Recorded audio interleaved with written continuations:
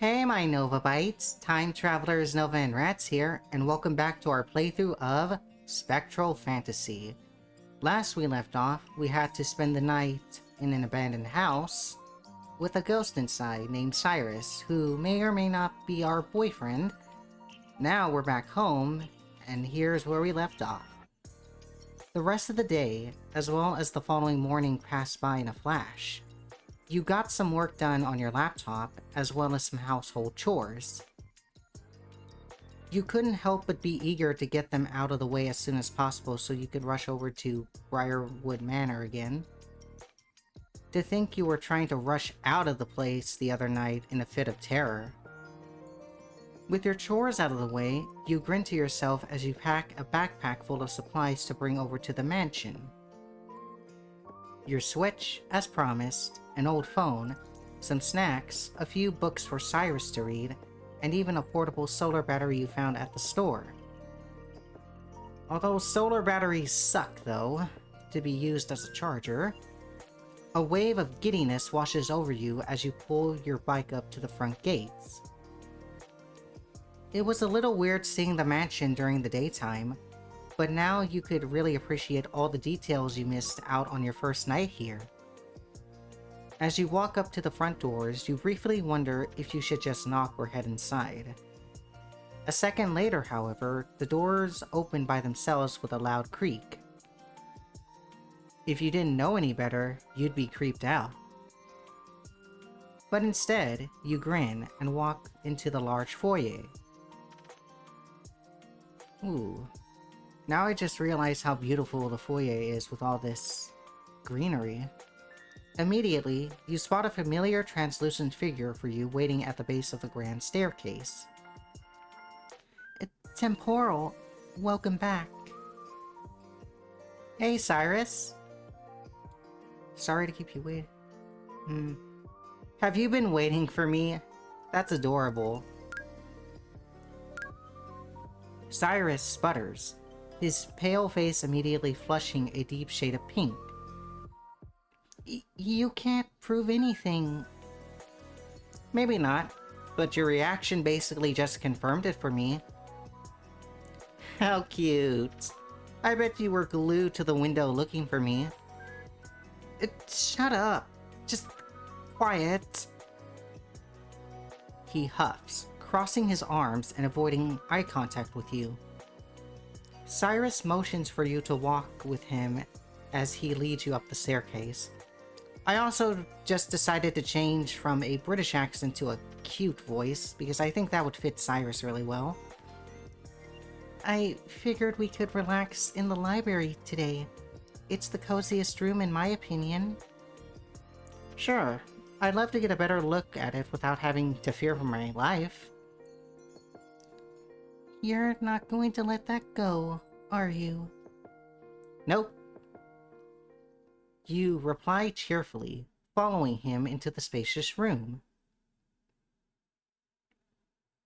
A fire was already going in the fireplace when you entered, adding to the cozy atmosphere and raising the temperature a few degrees.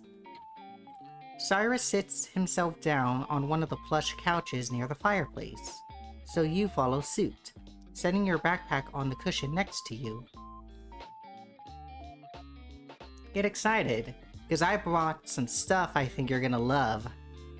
Cyrus watches you with eager eyes as you start unloading the contents of your backpack onto the coffee table in front of the couch.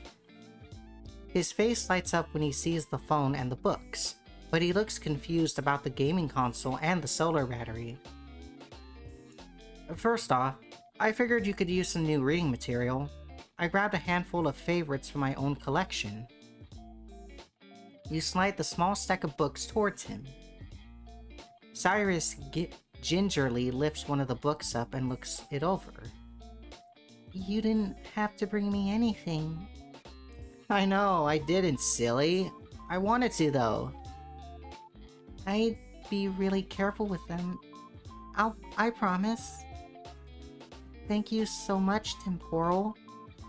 Don't get all emotional on me yet. I have more to share. You grin at him and hand the phone to him. This is an old one of mine. I charged it up for you and loaded it with a ton of games. I wasn't sure what you would like, so I picked an assortment of different types. I think he would like that Oregon Trail game, since he's from the 1800s. Let me know which ones you end up liking, okay? Cyrus looks down at the little device in his hands with an unreadable expression on his face. When his eyes meet yours again, he looks as if he might start crying. I don't... He clears his throat suddenly and pauses for a few moments before continuing. Thank you. I really don't know what to say. He laughs quietly, his hands coming up to rub his eyes. His voice is soft and full of emotion. This is the happiest I've been since before I died. I saw you blush a little around your eyes, Cyrus. Without thinking, you move closer to him on the couch and pull him into a hug. He stiffens up in your arms for a moment, before quickly relaxing and wrapping his arms around you in return. What would a ghost feel like when you hug it? I'm now curious about that. His embrace was cool, but not uncomfortably so. A brief thought crosses your mind about how comfortable it would be to hug Cyrus on a hot summer day. You're going to make me start to cry, Temporal. He lets out a soft chuckle, his voice slightly shaky. I won't judge if you do. Cyrus gives you a small squeeze before letting go of you and meeting your eyes again with a warm smile on his face. No, I'm alright now.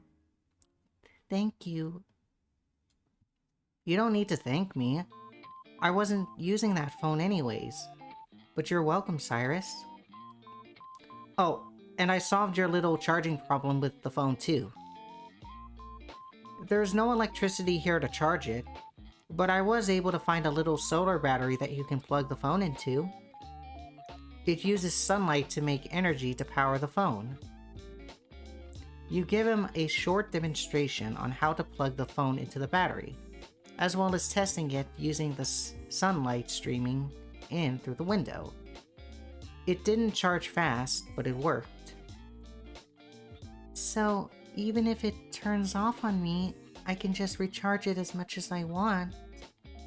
He asks, looking down at the phone in his hands in awe. Yep. Do you need help figuring out how it works? No. It'll be better for me to spend time figuring it out myself. That works. Too bad it doesn't have a plan attached. Not that service is great out here anyways. It would be fun to be able to call and text. Cyrus tilts his head at you like a confused puppy. You held back from teasing him about how cute he looked for now, and instead gave him a rundown on calling and texting, as well as what phone service was. You have to pay monthly to use a device you already bought? He looks less than impressed. And there are areas where service just doesn't work? I mean, it sounds a little stupid when you say it out loud like that. Even still, thank you very much, Temporal. This is the nicest thing anyone's ever done for me. Come on, it isn't that big of a deal. I'm just glad I was able to put such a cute smile on your face. My smile isn't... He trails off, his eyes averting from yours like you noticed that they usually did when he was flustered. Anyway, what else did you bring? He asked, pointing at your portable game console on the table. You could be nice and let him change the subject, but teasing him more was too appealing. Okay, what should we choose? Who said you get off the hook that easily? I wasn't done complimenting you. I'll choose this one. Oh no, I wasn't done complimenting you. Oh, come on. There's nothing to compliment. He crosses his arms over his chest, still refusing to look directly at you. Is that a challenge? I'll start listing things off. No, that's not necessary. I think you secretly like the attention, and you're just too shy to admit it. Attention is one thing. What you're doing is something else entirely. Oh? And what is it that you think I'm doing? I regret opening my mouth. No, by all means. We're all friends here. You can tell me. Cyrus looks at the door for a second, as if he was debating whether or not to escape from this conversation. Flirting. He finally mumbles under his breath, his red eyes trained firmly on the floor. I'm sorry, I couldn't hear you. What was that? You lean a bit closer to him on the couch, your voice turning even more teasing. Ugh, you're so mean. Flirting. Now please, mercifully drop the topic and tell me about what that other device you brought is. You decide to give him a break and lean back to your original position before grabbing your gaming console. This is what I told you about the other day. It's for playing video games. I brought an extra controller so we could play together if you like. I still have to kick your ass at Super Bash Sisters after all. And I wish I had Super Smash Bros. Ultimate. I sold my physical copy and I don't have the digital copy, unfortunately. And I also want the Switch too.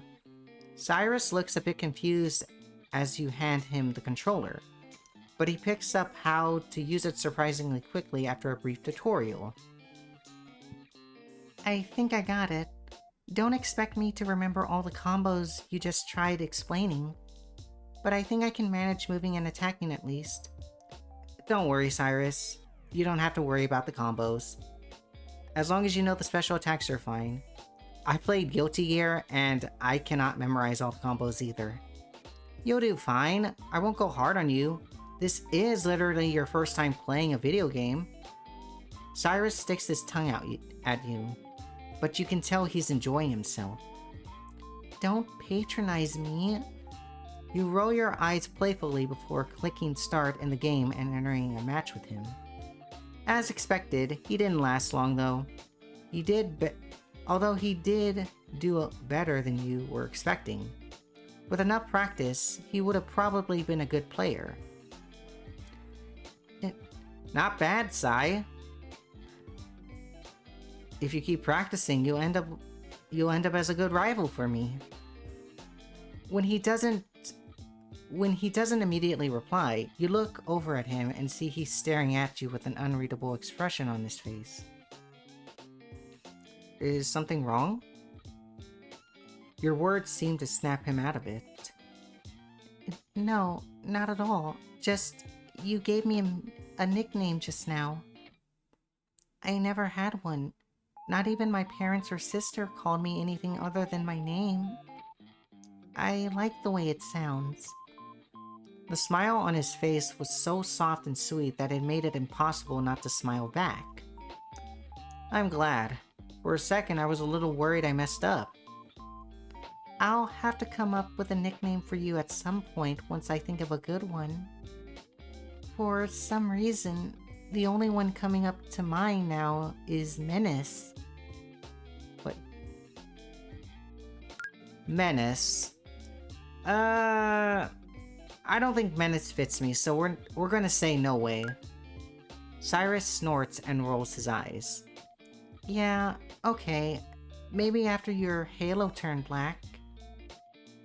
Well, it turns out I happen to be rather fond of menaces. He rests his chin on his hand and flashes you a teasing grin of his own. Lucky you. Now it's your turn to feel a bit flustered. All that aside, want to play a few more rounds?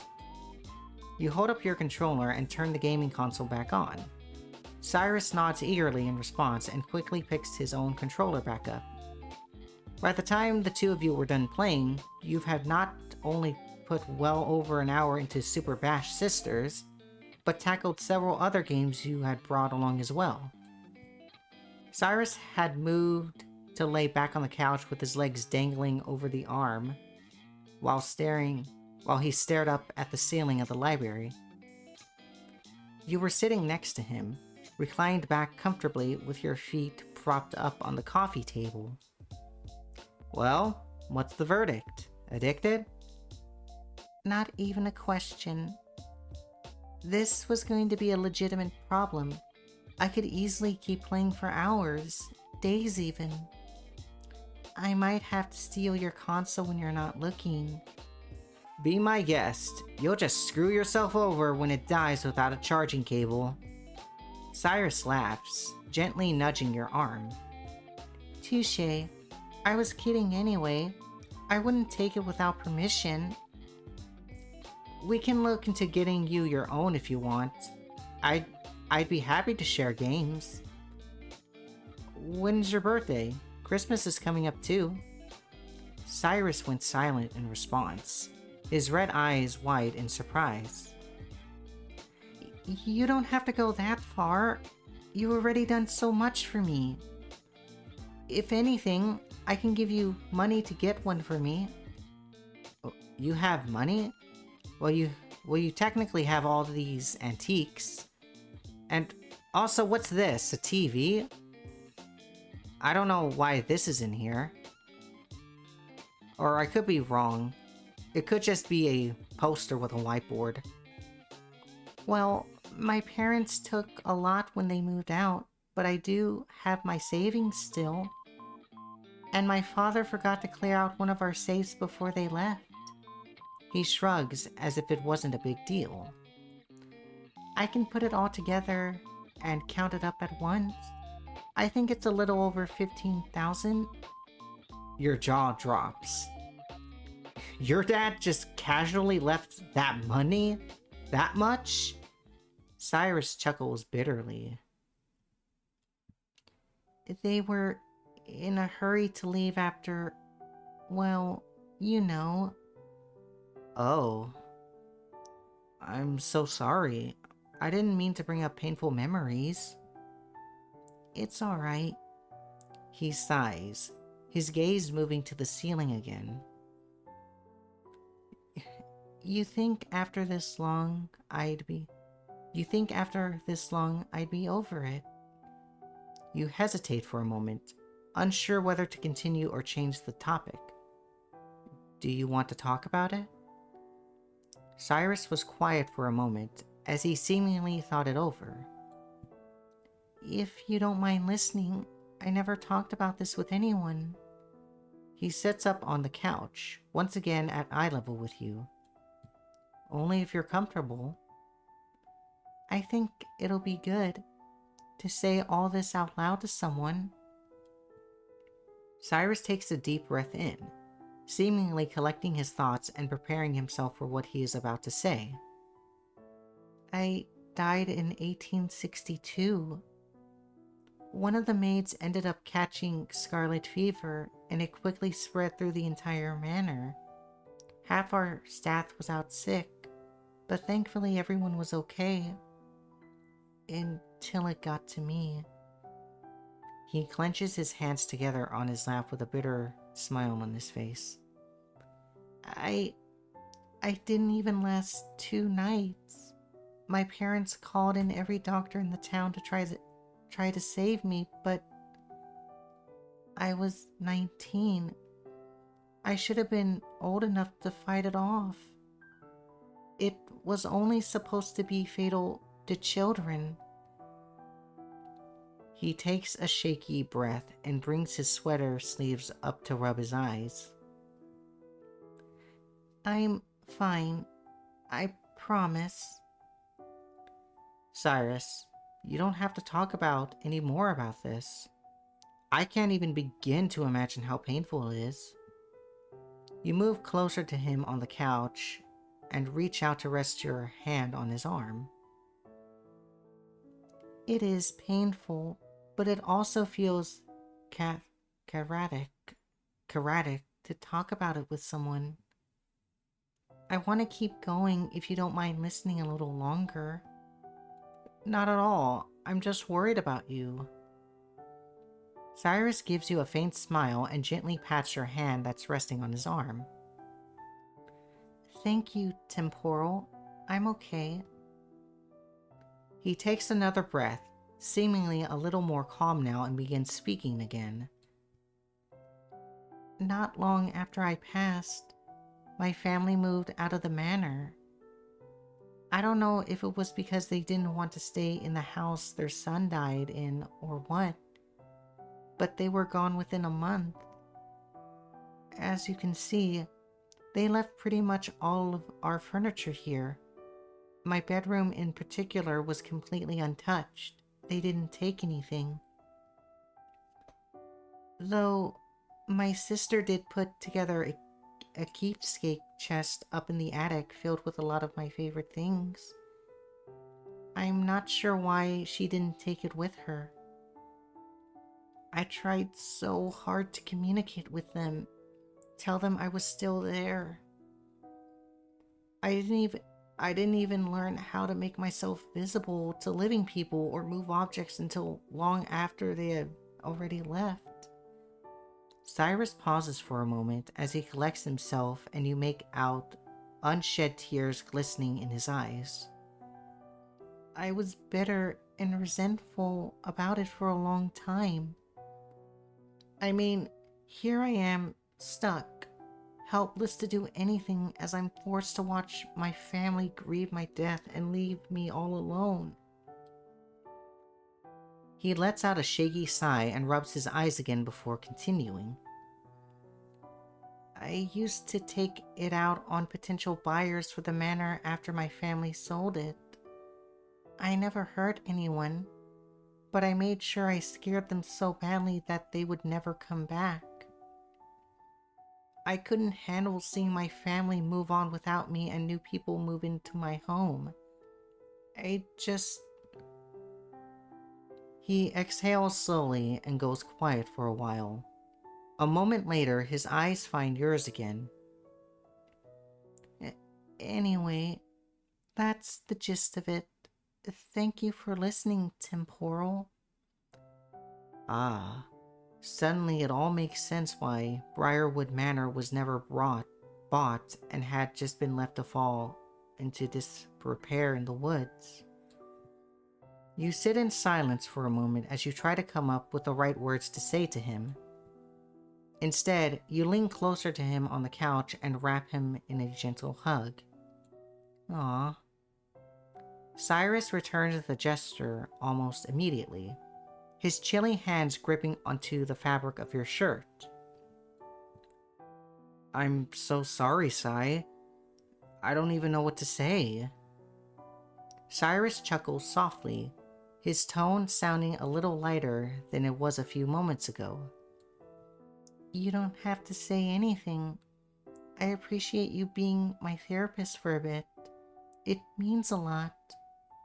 He gives you one last squeeze before letting go of you. It was nice getting to talk about all that. Painful, but nice. So now you know my tragic backstory. I wish I was there. I wish there was more I could do to help you besides just listening. Is there anything else you want to talk about?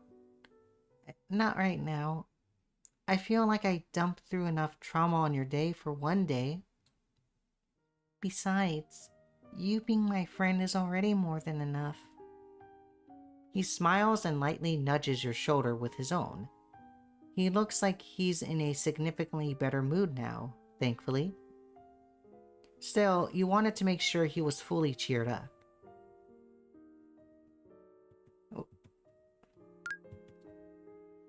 Because you're stuck with me. Just friends I can aim higher than... Both of these are good.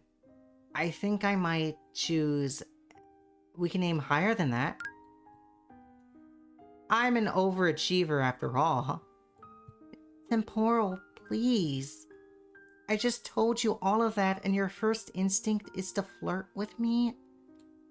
Despite his flustered whine, it's obvious he's trying to hold back a smile. Stop being so cute and I'll stop flirting. It's as simple as that. You shrug innocently before grinning at him, happy to see you cheered him up a bit. Menace? Okay, I accept the nickname Menace, Cyrus. Cyrus casts a quick glance out the window of the library before turning back to you with a bittersweet smile. The sun is going to be setting soon. Let's get you packed up. Kicking me out, huh? I'm hurt, Cy. He chuckles and rolls his eyes at your dramatics. Oh, yes. I'm so mean for kicking you out, so you have time to get home and don't have to ride your bike in the dark. I'm sure you remember what happened last time you were in the woods at night, Yes. I do remember. Scared of natural noises. I've gotten braver since. Cyrus gives you a dubious look. Is that right? Perhaps we'll have to test that theory one of these nights.